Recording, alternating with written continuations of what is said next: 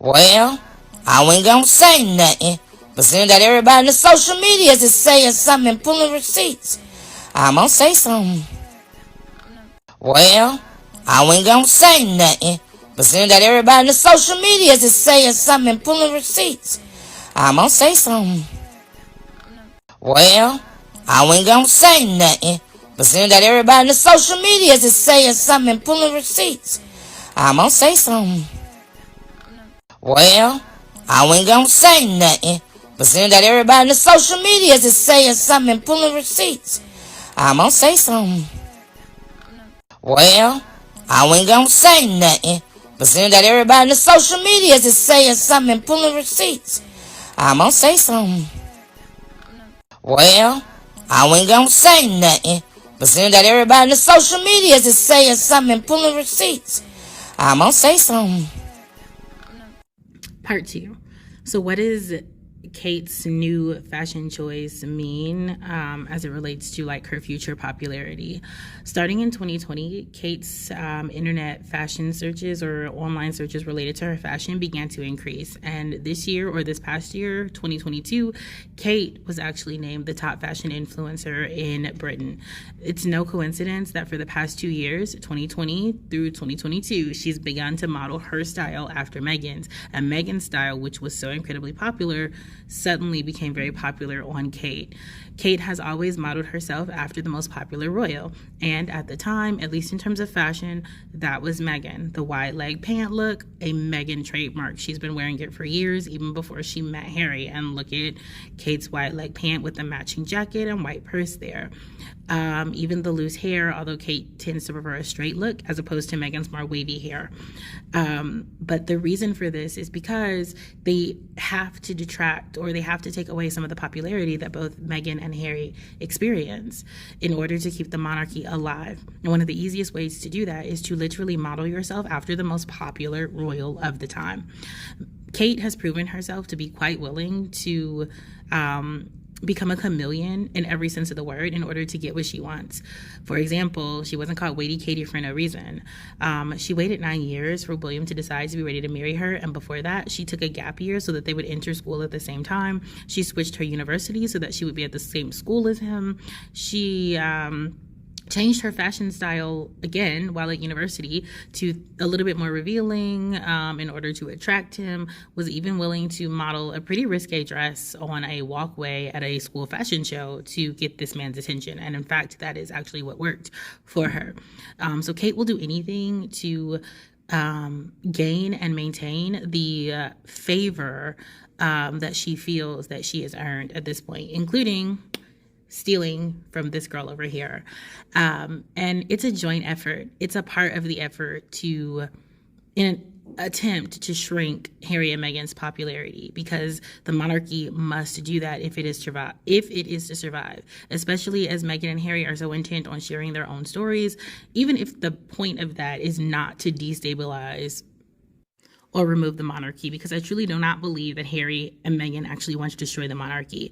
But continuing to expose the fact that taxpayers are literally just paying for a dysfunctional family to do nothing is going to make people who already don't like the royal family very angry and fight harder to remove them. More likely for Parliament to see them as a liability instead of as an asset, and maybe flip some people who are very pro-monarch to the other side. It's also been a great way for me to connect with people, like Emily, who's right here. I only know her through Twitter, and I knew she was coming because I saw it on social media. Stop it, really? Yes, and she's going on a trip soon to Costa Rica to do some aid work because she said that my UN stuff inspired her. I wrote you a letter. I brought it. Okay, that is amazing.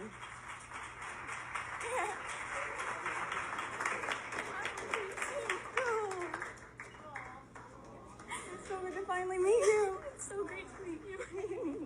We'll take, this is, I got a big letter from him. Oh no. I also have a letter from Sol, who is Meghan Markle. Oh yeah, in Brazil. Yeah, so oh my God. And then I'll talk to you right after. Okay. We'll finish dinner. That is so cool. That's actually Isn't that sweet? Seriously, Aww. using your outreach for good, for there to connect with people. Well, you know, I feel a really big responsibility. Like if you have this kind of job and you have an opportunity to have a profile where people are listening to what you're saying, I really, truly think you need to be saying something that's valuable. So yes, you can talk about like, where did Rachel get that pencil skirt?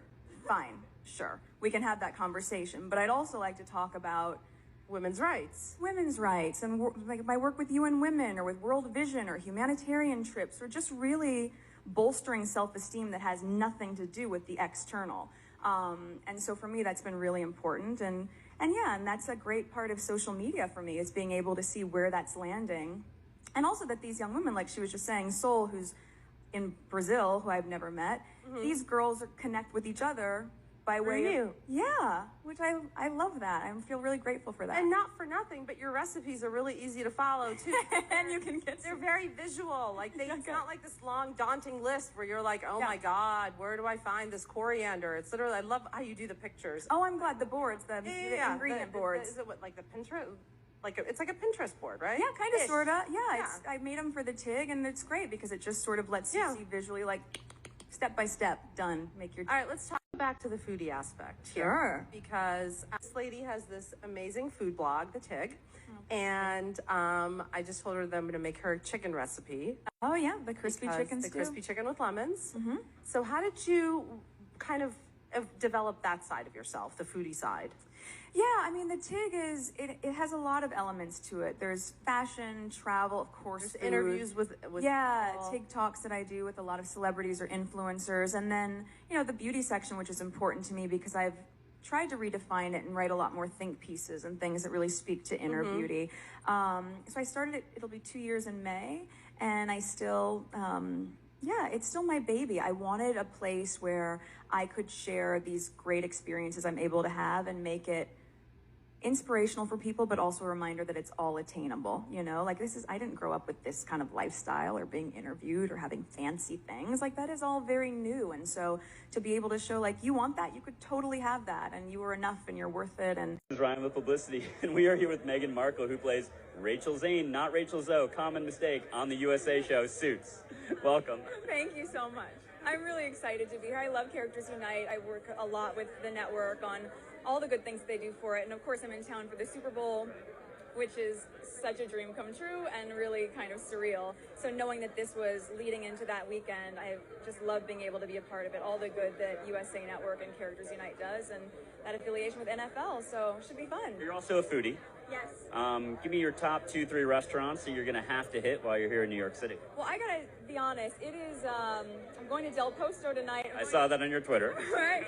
I'm going to Per Se tomorrow. So it's turning into an epic foodie trip this go round. But normally I just love a good slice of pizza at Ruby Rosa or a good falafel at Taim.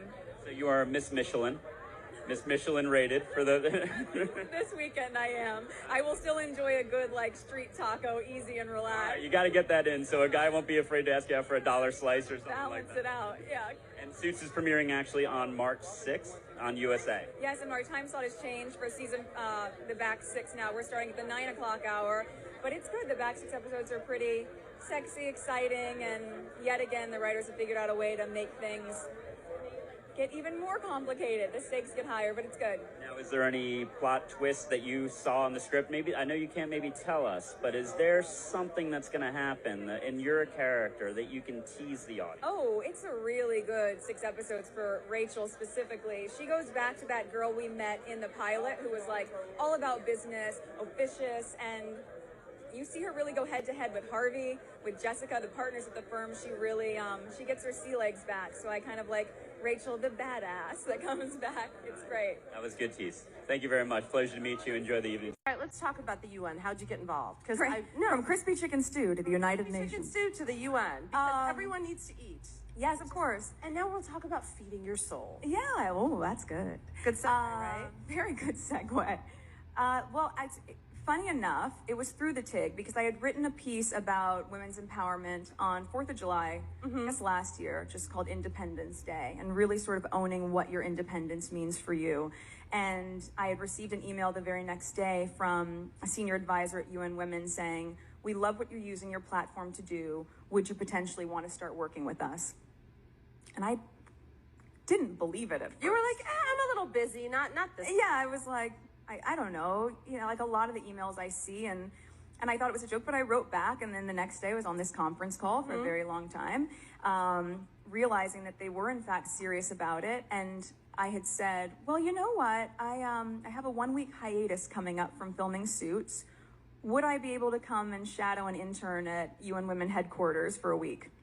And there was this very long pause of like, well, we have to get security clearance and all of that. But they did, and I did. I took that week off work to really understand the pillars of the organization and working closely there. So I went to Rwanda shortly thereafter to really meet with female parliamentarians, because Rwanda has the highest percentage of female parliamentarians of any government in the world. 64% of their government is female, which is astounding and amazing. And I can't believe you actually spent a week shadowing someone in the office, because you never hear of anyone I know. well known doing that, because that's called scut work. Oh, I thought no. I thought you were going to say you never hear of them letting people in. I was like, I know. No, they've probably never been asked. Yeah, well, they said they hadn't had that question before. But for me, I don't just want to show up somewhere and wave my hand and feel like that's enough. Like, if I'm going to have my name attached or I'm going to do it, I really get very hands-on, which is exhausting, but you can sleep a lot better at night knowing that when you put your thumbprint on it, you feel really proud of being a part of it, and you know that it's being done well. But yeah, I mean, shadowing was crazy. I mean, sitting in, seeing some of the briefings for what they're going to say to Ban Ki-moon, our UN Secretary General, and understanding how that piece of it works, or understanding different pillars of an organization where they'll say, okay, there's meetings about the environment, and then there's a meeting about health and wellness, and a meeting about safety and security, and then a meeting about women's issues. And you go, okay, but aren't women affected by all of those things? Right? Like, you can see where pieces of the puzzle are missing, and I think for me it's really helpful to just be able to experience it so I can speak better about it and do more about it. Morning friends, happy Tuesday, and Mumbles has got a new project, and we all know just how brilliant she's been at completing the other projects that she's launched, right? Before we jump into this one, just to let you know, the comments are absolutely hilarious. Right, get to the point, Martin, let's get started. The first thing is this nature healing garden.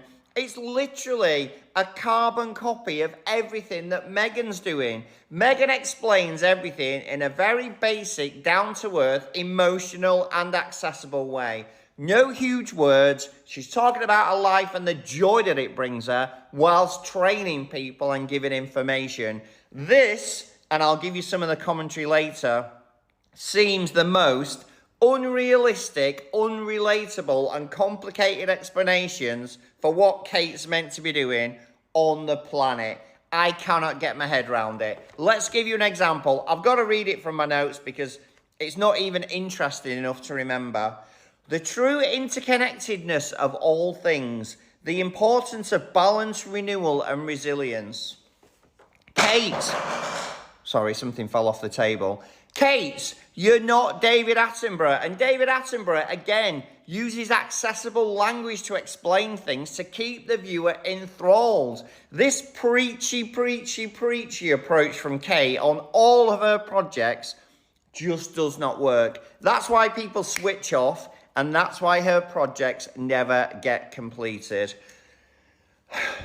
Taxpayers like me are paying for this. We're actually paying for this utter BS and these lifestyles where they're contributing zero to society, and society has endemic, huge problems that could be tackled with their resources, but they are only interested in themselves. Their job is to protect their lifestyle, not fix the endemic problems that we have in the UK. Rant over. Happy Tuesday. Comments are open as ever. Let me know what you think.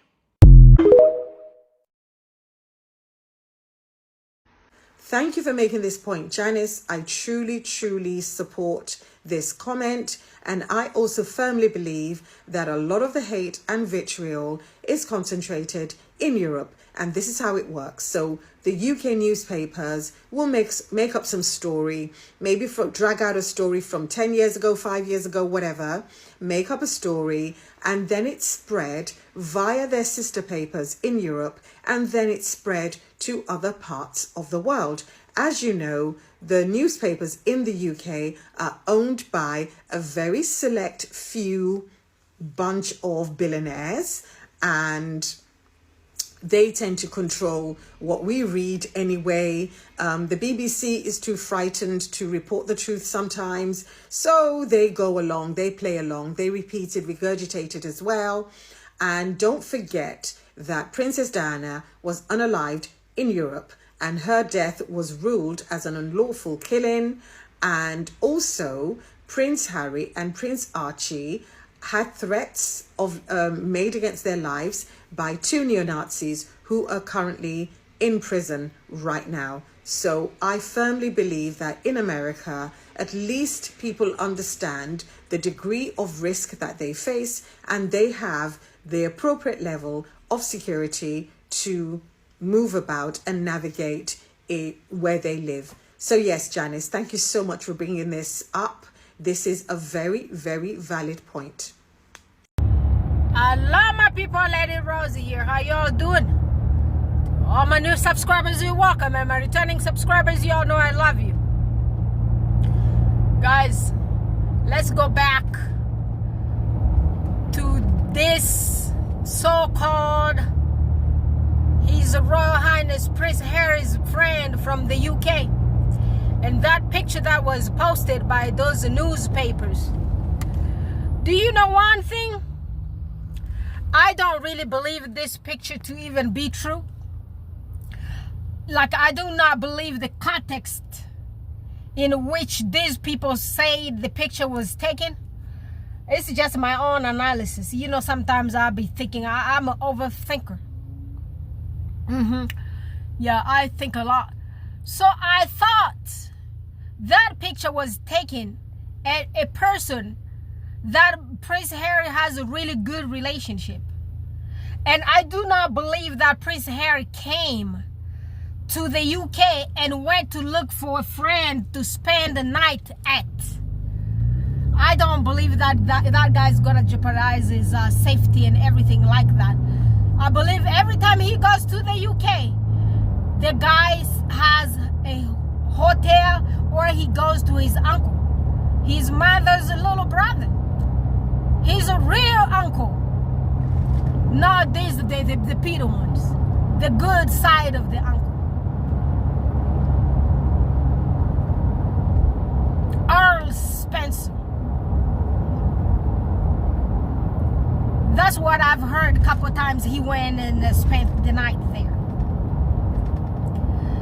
And this part just telling me Harry came to London and went to a friend's home, rang the bell at the wrong door. And those people took the picture, the image from Vivid camera. I don't know how you guys call those UK Vivid, or is Xfinity cameras that you have, or is ADP, whichever camera you got in your door. So I don't know if those the Vivid owner of that image had any kind of well, they said it was wrong door anyway. So that wrong door person was just out there waiting for people to come at his door, and he observed and went and took that screenshot, took the Vivid image and sold it to the newspaper. I believe that's one person who's very close to Prince Harry, betrayed him. It's his friend, with whom he was supposed probably to meet. And that person did ambush him, lied to him, let's meet at so place. And Prince Harry, with his good heart, the humble prince that he is, because you don't really see those princes going out there knocking at nobody's door. And I believe when this guy was also serving, he was still serving as a working royal. he still went to people's homes like that, because that guy used to carry his own clothing in trash bags. Did y'all guys see Prince Harry carrying his clothing in trash bags? Yeah. He is a humble person. He's a humble prince. I believe the real version, it's not what these newspapers are telling y'all. Because I do not believe Prince Harry is that stupid to go to a friend's house telling the friend, guess what, I'm just gonna come by those dumpster and I'm gonna knock that door, then I'm gonna get into your house and I'm just gonna sleep like that. No camouflage on his face. He is Prince Harry of England. He is not Prince Harry of Bulgaria. Okay? Or he's not the Tsar of Russia. Okay? He is the Prince of England. Every single person knows his face. Even little tiny babies know who Prince Harry is. You were telling me Prince Harry, daylight,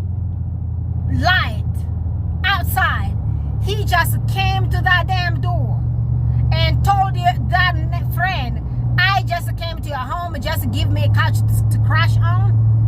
That's not the level this guy, it's not his level.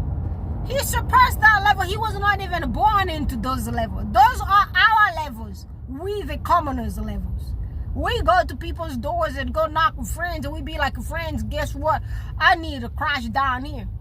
Give me some bed. I'm in town. But Prince Harry doesn't work that way. With all the safety issues that follows him around, he has his beautiful, wonderful wife left in Montecito with his beautiful babies. You are telling me Prince Harry went and exposed himself and that you can just walk around like that to a friend that he didn't even know their house? I believe he wanted to meet with some good friend, and that good friend ambushed him and got that camera picture because he needed that camera picture to survive. Because, you know, most of those people's friends are work shy people. They are so entitled, they can't work. Prince Harry started working when he was 20 years old. He went to those Santa Barbara, created all those charity with people who are really older than him, like a Prince Cecil. He was sitting down with Prince Cecil when he was 20 years old creating this charity. He started working at a young age like his mother.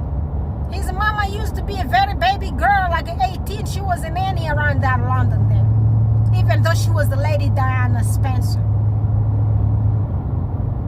So she has good work ethic from her mother. Those people work young. Prince, the bully prince, the mother, he inherited his father's side character. The work shy people, because when your fingers look like a certain way, those fingers can't really hold stuff like his father with all those twisted, sausage fingers. You know, yeah, those kind of people are work shy. They can't work. But Prince Harry is not one of them.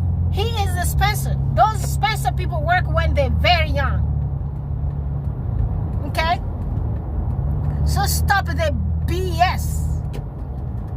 That person actually took his picture and sold it. Right now he's gonna get money to buy those Coca-Cola from Colombia. That money won't last that long anyway. You don't do wrong to your friends and think that any kind of thing like that is gonna bless you. No. Like my queen here, Elizabeth Solari said, it was just good for that friend to expose himself. He did a great job actually to let Prince Harry know who he really is. Yeah, we saw the picture. The picture looks kind of authentic. I don't know, but nowadays with AI, also I'm kind of doubting everything. I'm even doubting if my name is real Rose. Well, yeah, Jacqueline, did you really name Rose? Thomas, where y'all guys at? Well, Reba said y'all guys' spirit need to be kind of hovering around me because my mouth is just too bad. Yeah, so y'all spirit need to be coming around here so y'all guys could stop me when you know I'm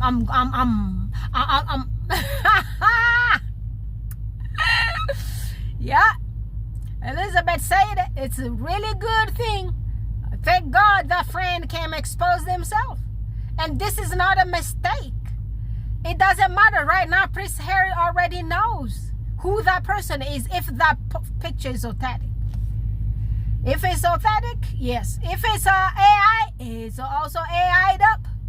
And nowadays, I'm telling you, you'll be surprised what AI can do. AI got Tom Cruise talking. I saw AI with the Pope. I'm gonna post this Pope's AI video out here when he's calling those LeBron James and all those Jordan, brother Jordan. He's calling them goats. Yeah, they made that AI, and that AI looks legit. But in my little black lady, black mama, and Success Squad investigation board member, I'm telling you, I don't believe that the Pope was calling all those people like goats like that. I don't know. I know he's from Chicago, but I don't believe that some words does really come out of his mouth.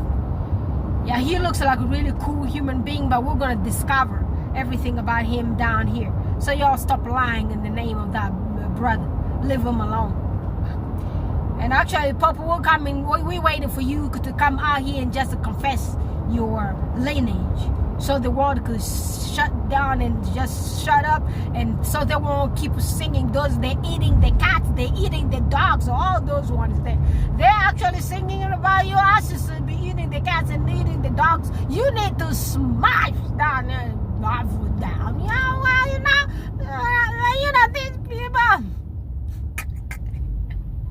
Yeah, these people be calling you people. They're telling you people they be eating the cats, they be eating the dogs. I don't know what you gonna do with these people afterwards. Yeah, so Prince Harry, you know that stupid friend. Don't hang out with him. Don't trust no damn those friends anymore. And the world, I want you guys to know that Prince Harry left that cult in 2020 in January. He left, and he is in America. He lives in America. He lives like all of us. Okay? We are now princes and now kings in America here. Everybody goes to everybody's event. Everybody goes to everybody's fundraising. Everybody goes to every single damn thing out here. That's how we roll in America. Ain't nobody bigger than anybody here. Okay? So Prince Harry is our brother-in-law. We love him. And he goes everywhere, helps people in the fire. He is a humanitarian. He is a simple human being. He doesn't try to play himself like all those untouchable princes, like bully him. I'm just waiting for his end. I can't wait that announcement one day on that BBC. The Prince of Wales with a black screen.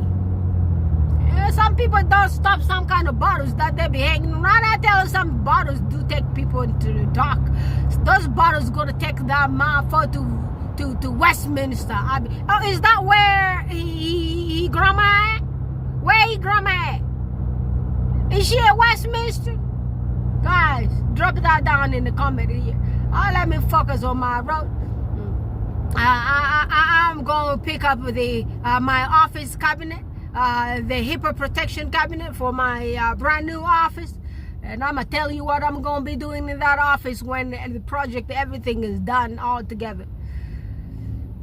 Yeah, so I'm going to this warehouse there to pick up that file protection cabinet with keys. You know, when you work in healthcare, mental health, you gotta have protect people's files.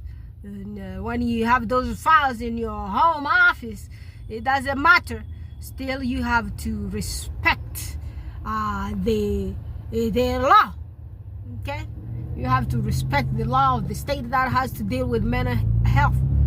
So therefore, you can't be exposing people's documents. You put them in a locked cabinet. That's the term you pulled on you when you clinician like me, and or if you're a nurse or any counselor who works in mental health or in healthcare. So we protect people's files and we lock them in cabinets. So that's the cabinet I'm going down there to pick. Yeah.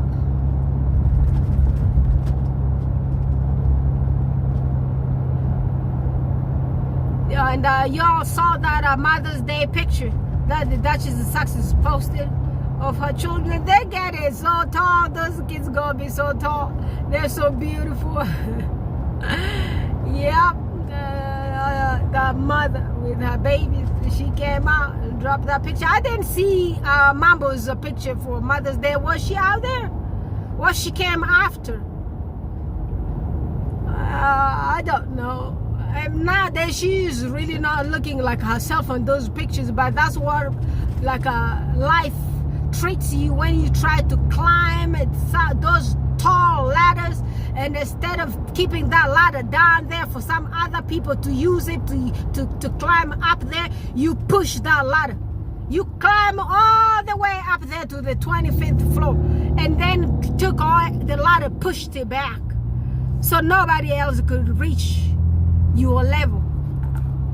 And that's when Auntie Karma came. She traveled from China. She carried those pirate suitcase on her. You know that pirate suitcase? Do you know the pirate suitcase? It looks weird, like it has a treasure in it. So yeah, Auntie Karma travels with that one, and she travels slow. So because you know those ships, when she tries to travel on those ships, people try to detect that she was on the ship. So she tries to put herself on that pirate suitcase. Yeah, so she travels in those ones, and then she will come to your address, and she knows every single damn person's address. And I didn't leave Auntie Karma a message when I was little. I'm like, Auntie Karma, guess what? I'll be your secretary. Every time the bullshitting people bullshit us, guess what? Go bullshit them too. Auntie Karma said, yes, my child. You were very smart. So Auntie Karma asked me, if you forgot some kind of address right there, I forgot some address, I'ma hook you up. I'ma hook you up. I'll be your secretary till I'm no longer here. And I know you always gonna survive. You good and do your good job. But God, catch all those militants, wipe them down. And all this, the priest as well. Take him, his hair, all of those people. Like, man, I'm disappearing. Oh, man. That mouth there was trying to say like a lot of. So right now, yeah, I gotta focus on my driving. Bye, Felicia. I'll talk to you guys again later.